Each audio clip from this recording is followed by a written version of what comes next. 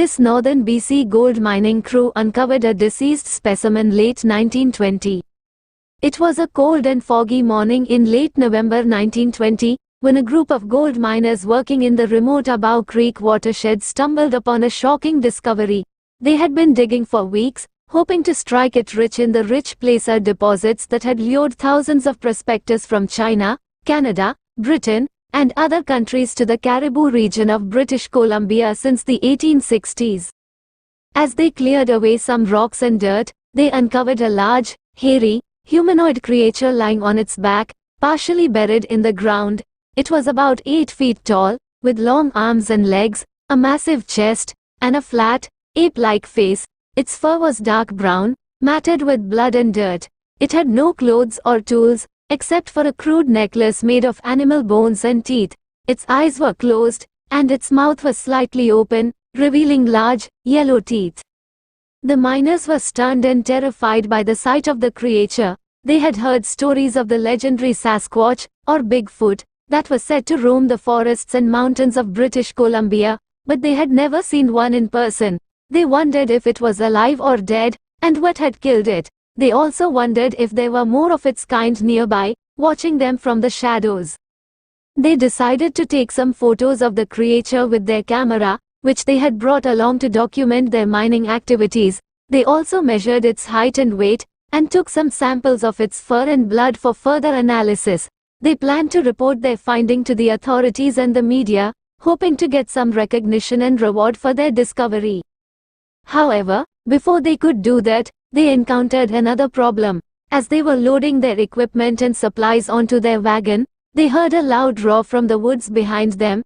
They turned around and saw 2 more Sasquatches emerging from the trees, running towards them with angry expressions on their faces. They looked like a male and a female pair, and they seemed to be related to the dead one. The miners realized that they had disturbed the burial site of the creature, and that its kin had come to avenge it. They grabbed their rifles and shotguns, and opened fire at the approaching beasts. A fierce battle ensued, with bullets and claws flying in all directions. The miners fought bravely, but they were outnumbered and outmatched by the strength and speed of the Sasquatches. In the end, only one miner survived the encounter. He managed to escape on his horse, leaving behind his comrades and his camera. He rode as fast as he could to the nearest town, where he told his story to anyone who would listen. He also showed them the samples he had taken from the creature, as proof of his claim. However, his story was met with skepticism and ridicule by most people. They accused him of lying or being insane, and dismissed his evidence as fake or inconclusive. They said that he had either killed a bear or a human being, or that he had staged the whole thing with some costumes and props. They refused to believe that such a creature as Sasquatch existed, let alone that he had found one.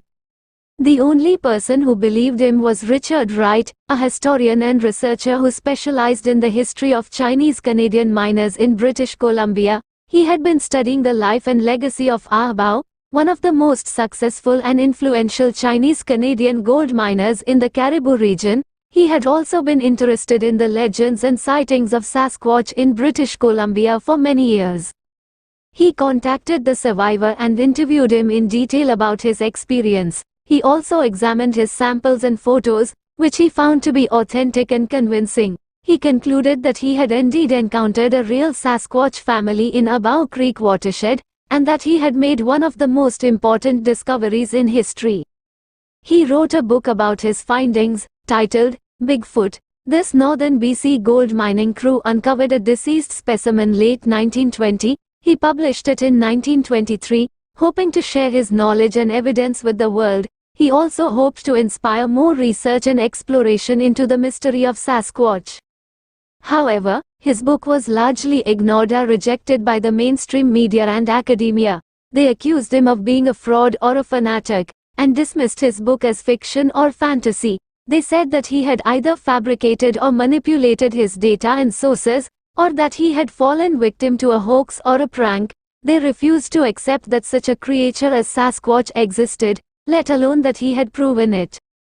Despite this opposition and criticism, Wright remained steadfast in his belief and conviction. He continued to study and write about Sasquatch, as well as other aspects of Chinese-Canadian history and culture. He also continued to support and collaborate with other Sasquatch researchers and enthusiasts, who appreciated and respected his work. He died in 1956, at the age of 76, leaving behind a legacy of courage and curiosity. He never saw his book become a bestseller or a classic, nor did he see his discovery become widely accepted or acknowledged. He never received any recognition or reward for his contribution to science and history. But he did not regret or resent anything. He was happy and proud of what he had done and seen. He knew that he had uncovered a truth that was hidden and denied by many, but that was real and valuable nonetheless. He knew that he had encountered a wonder that was rare and precious, but that was also dangerous and deadly. He knew that he had found a Sasquatch.